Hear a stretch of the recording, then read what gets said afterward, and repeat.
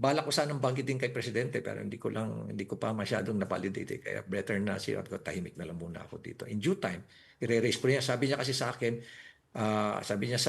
Benji, anytime, you just give me a call at ipadala mo sa akin. Kung may nakawa ka mga ebidensya, padala mo kaagad sa akin. If you need anything, kasi ang isa sa mga problema namin na binanggit ko sa kanya, sir, wala pong transparency in DPWH. Every time we ask documents, wala po. Bibigay po kami, wala bibigay sa amin.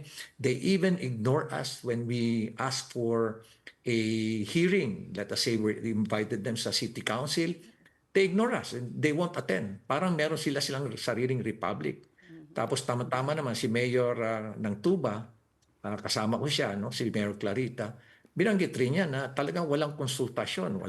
Every time na may mga project ang kongresista at DPWH, we're not consulted. There's no public engagement. And this is not only the sentiment of mayors in the Cordilleras. This is actually a common sentiment among all the mayors all over the country. Kasi ako naman na secretary dati ako secretary general at nagsusumbong sa akin yung mga mayors. At ganun din na rin yung mayors for good governance. So, ganun din. totoo pala yun, Mayor, kasi may mga governors na kaming nakausap. Ang sabi nga nila, pati daw yung mga mayor nila, walang idea na may gagawin yung national government ng mga proyekto. So totoo yun na hindi kailangan kumuha na ng permit. Kasi nabanggit rin po ni President Marcos na gusto niyang ibalik yung sistema na yon na kailangan magpaalam muna doon sa local government bago mag-undertake ng proyekto. Nung binanggit nga namin sa kanya, nagalit siya, kaya nga binanggit niya yun eh. And then, alam mo, pati yung GRASP niyan, binanggit ko lang sa kanya, sir, there's a reduction of 35%. Kasi katatapos lang namin, I met with the Tourism Council kasi bumagsak ngayon namin tourism. And we were able to determine around 35%. In passing lang, binanggit ko sa kanya, pero tingnan mo kagad, nag-GRASP niya kagad, binanggit niya kagad yun, economic sabotage. Kaya this is something na sabi ko nga sa iyo, walang konsultasyon sa amin. Basta kung ano naisip nilang gagawin, bahala sila. Kami ang nakakaalam kung anong kailangan ng aming syudad o aming municipality. But walang konsultasyon.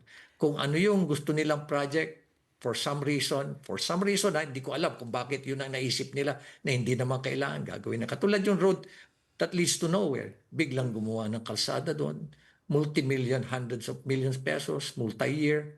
Para saan yun? Pati nga si Presidente, para saan yan? Para saan yan, sabi niya. Sino ba yung nakatira sa dulo, sir?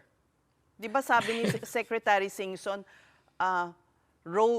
farm to my resort. Ano? Road, ano? Farm to resort road, to my resort road. Or road to my farm. Your guess is as good as mine.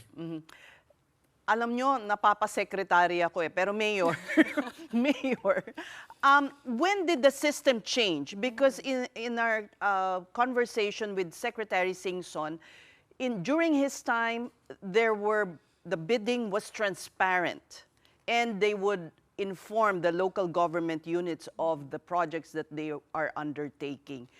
This is your third term. Did the system change from your first term in office?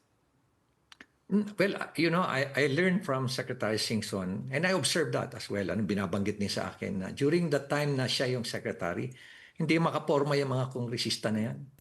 Hindi sila pwedeng mamili kung sino yung gusto nilang district engineer o kaya regional director. Pero nung nag-take over ako as mayor in 2019, nagulat ako na katabi ko yung kongresista, katabi ko yung DPWH. At meron ako sinadya sa DPWH. Nag-a-approve, nagulat ako. Nag-a-approve, bakit itong kongresista nag-a-approve? Sabi ko, ikausap ko yung DPWH. Sabi ko, hindi pwede yan kasi ito tapos na yan eh. Pwede bang ganito? At tapos nung isipin mo gano'n, no? Bakit nag-a-approve ang kongresista eh? Tamang babatas naman yun. Kaya doon ko nalaman na gano'n pala. Ito pala system.